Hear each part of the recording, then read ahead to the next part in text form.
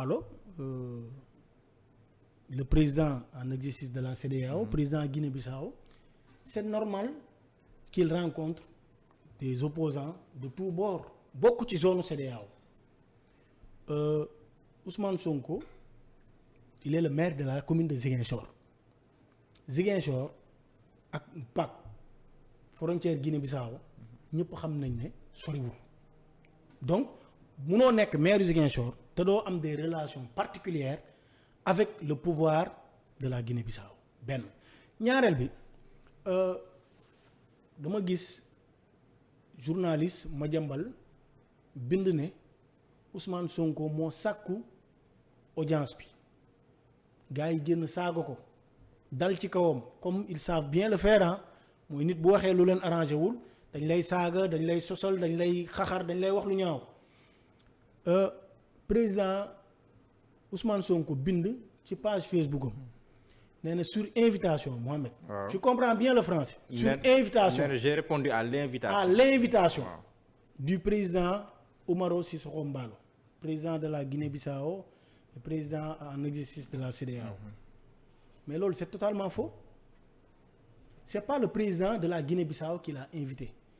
C'est lui qui a sollicité une audience. Comme il avait sollicité une audience pour Guy Lass Badiane, non le solliciter une audience pour Guy, le président de la Guinée-Bissau. C'est-à-dire, nous avons un problème avec certains de nos hommes politiques. Moi, ils n'ont pas la modestie d'accepter des choses élémentaires. C'est-à-dire, bu nekkee Mohamed Sonko moom moo sàkku pour président Guinée-Bissau recevoir ko mais waxal na yow yaa ko sàkku loolu du dara lui il est un président tu es yow benn maire commune nga Ziguinchor tu es un simple député donc mais dañ koy bëgg di jéem a manipuler nit ñi naan sur invitation le président de la Guinée-Bissau ne l'a jamais invité te président Guinée-Bissau non te boobu sax am na mën nañ si am beneen déggin par exemple laas su ma la bëggee gis ne la laas bëgg naa laa gis nga ne waaw léegi ñëwul Sénégal xam nga man su ma neexee man ne j'ai répondu à l'invitation de laas. non xam nga les mots ont leur sens xam nga on parle français. J'ai répondu à l'invitation. C'est pas le président de la Guinée-Bissau qui l'a invité. C'est lui qui a sollicité une audience. waaw après le président bi invité ko na ko kaay tasi kin fat. Non, c'est lui qui a sollicité une audience. Xam nga comme sànq ni ma la ko wax. Sonko sollicité na audience pour gis ma te xam nga man bu ma d'accordoon pour gis ko man maay déplacé wu n'est-ce pas xam nga bu ma d'accordoon pour gis ko damay déplacé wu ñu daje fenn mais j'ai dit ñett ma ne d'accord ma moom mu sollicité audience ci président Guinée-Bissau au préalable par respect par courtoisie républicaine et par courtoisie diplomatique mu wax président Macky Sall ne am na sa benn opposant de sàkku na ci man ñaan ma pour ma dalal ko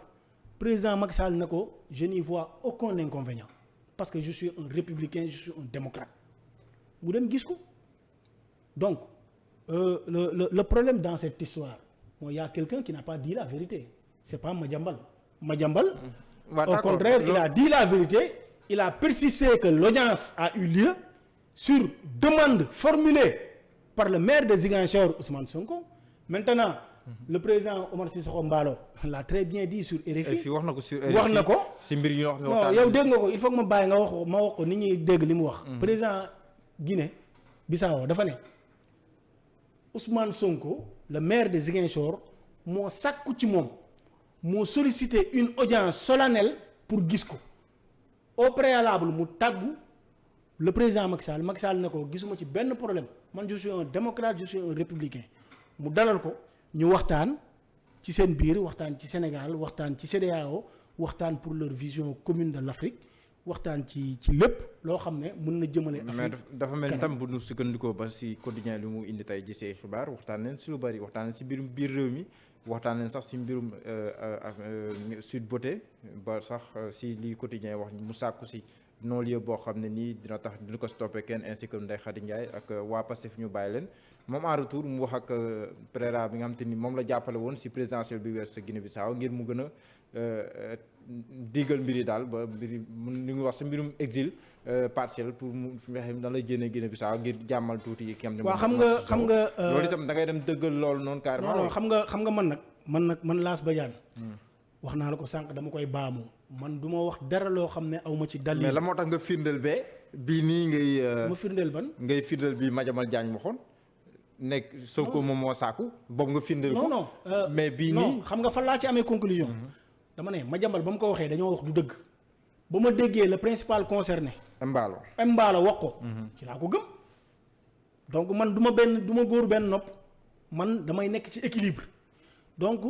journal quotidien bu waxee loolu peut-être qu'il a ses sources. de bonne foi gëm naa ko de bonne foi laa wax. waxuma loolu moo am mais de bonne foi gëm naa ko. dama ne toog naa fi benn jour ci benn plateau télé wax ne Ousmane Sonko c'est un politicien mineur boo xam ne maîtriser wul la diplomatie c'est pas une attaque c'est une remarque c'est un constat parce que ba muy dem di jàppale de manière visible beneen nit bi nga xam ne opposition la nekk Guinée-Bissau waxoon naa ko ni lii c'est une faute lourde pour lui parce que il ne faut pas faire de l'ingérence dans les affaires intérieures d'un pays parce que moom du d'accord mukk Omar Sissoko Mbalo Macky Sall 2019 muy campagne Omar Sissoko Mbalo ñëw ne Macky Sall c'est le meilleur du ko d'accord donc moom loolu mu def c'était une faute lourde mais c'est dans l'apprentissage que muy am maturité politique parce que yooyu c'est des erreurs de jeunesse c'est des erreurs de mineurs politiciens yi nga xam ne xamu ko donc li nga xam ne le journal quotidien wax na ko par rapport aux détails de ces discussions là man xaw ma ci dara li ma ci xam mooy Ousmane Sonko a intérêt quand même à négocier. lu tax nga wax loolu. Parce qu'il est dos au mur. Wax naa ko plateau Vibe Radio avec le talentueux journaliste Mamadou Fall nee naa ko la situation politique au Sénégal est tellement tendue que pour les uns et pour les autres qu'on doit faire des compromis waxuma impunité dafa war a am d'accord ma ci impunité ku def dañ la war a àtte ba tey waxuma ni Ousmane Sonko liñ koy jiiñ moom moo ko def waxuma ko dama ne situation bi dafa nekk dans un moment yi nga xam ne il faut nit ñi ku ci nekk xam ne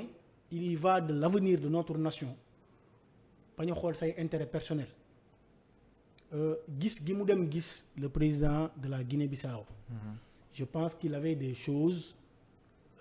très importantes à lui faire part te ñëpp xam nañ ne Umbaloo xaritu benn bakkan doomu ndey Col Crazy Macky Sall la donc bu ma demee ci sa xarit waxtaan ak moom man xam naa ne li ma waxtaan ak moom dina yegg ci yow donte mënumaa jot ci yow donc foofu laa ci yem xam ne li mu sàkku pour gis le président Guinée-Bissau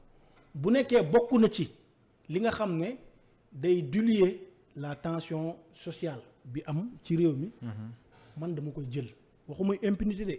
waxuma lu waaye def nañ ko baal déedéet waxuma loolu te ba tey waxuma kenn dafa def mais dama ne tension sociale bi niñ koy apaiser lu nekk man Lass Badiane acteur laa ci kilifa diine acteur lañ ci kilifa jàngu bi acteur lañ ci donc ñeneen ñi nga xam ne dañoo nekk ci réew mi lépp loo xam ne day dox jàmm pour jàmm mën a am donc loolu dañ cee war a dox dans la mesure où le président de la République loolu la yàgg woote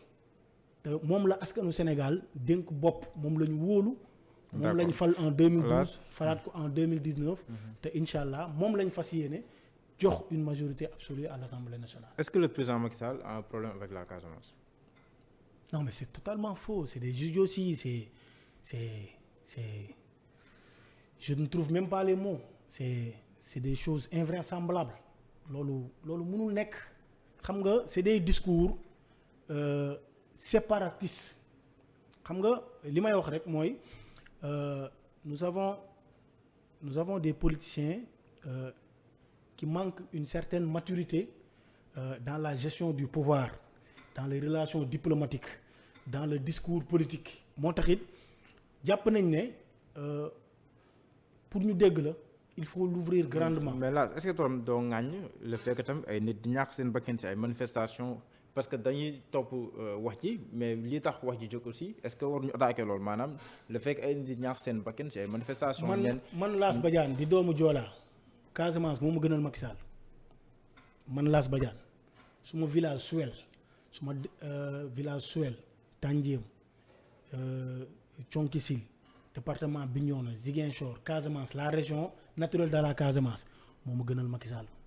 donc du ma fi toog di wax ne Macky Sall dafa beddiwul waa Casamance fekk da leen beddi loolu du ma ko def parce que am naa ay mbokk ay junni mbokk yoo xam ne ñu ngi toog di ma seetaan ñoo xam ne maa ngi ñoo ma dëkk ak ñoom ñoo xam ne damay taal sama oto dem seeti leen ba ma jógee Bignona yàggul motul ñeenti fan donc am na ci loo xam ne politicienne du tax man mu dugg ci man damay def un constat di wax ne képp kuy wax ne Macky Sall dafa beddi waa Casamance da ngay waxee bakkan da ngay waxi loo xam ne day xaajale te kooku wax ko à l'élection présidentielle de 2019 il a eu plus de 600 000 voix dans la région naturelle de Casamance mënu fa am 200 000 voix mënul nekk région naturelle Casamance ñi ko fa voté matul 200 000 personnes donc 75% ñi ko voté ils sont entre Thiès Touba. Ils sont dans le Fouta yaa ngi dégg Macky Sall il est originaire du Fouta ñëw dëkk Fatick est-ce que xam nga ne élection présidentielle 2019 Macky Sall moo jël P Fatick Ousmane Sonko moo jël 2 bu nekkoon Ousmane Sonko dañ ko catégoriser comme le candidat des Joola parce que du Joola candidat Casamance donc Fatick bi mu jël 2e. du topp ci ginnaaw Macky Sall donc nga dem Thiès nga dem Diourbel am na ci ay régions yi nga xam ne Macky Sall bu fa jëlee P Ousmane Sonko moo fa jël 2 donc li mu am ci ay voix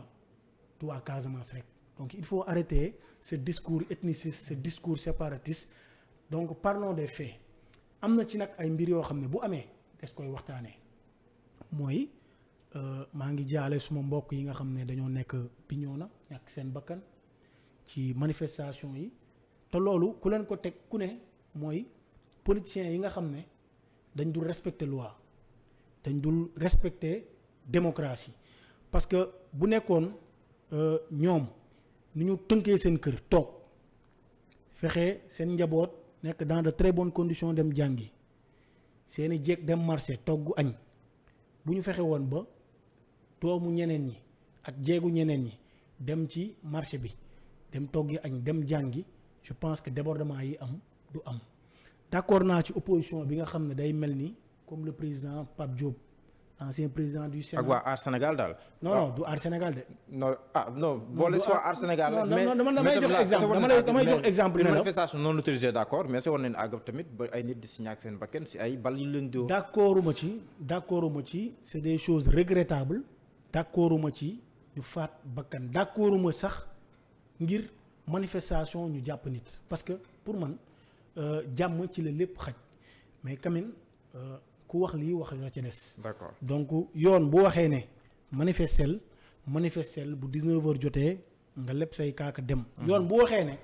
jàpp na ne waroo manifester na nga d'accord ne waroo manifester nga bàyyi ba beneen yoon parce que am na ci ñeneen ñoo xam ne ce sont des contribuables. qui doivent participer au développement du pays. ñoom tam dañoo war a liggéey. Patte d'Oie am coow lu fa jóg gannaaw bi ñu fale ab maire bu bees lu yàggul dara soxna Maimouna Dièye ñu koy tuumaal ne dafa randal lu war a tolloo 9 millions mu génn jàkkaarloog presse bi wax ne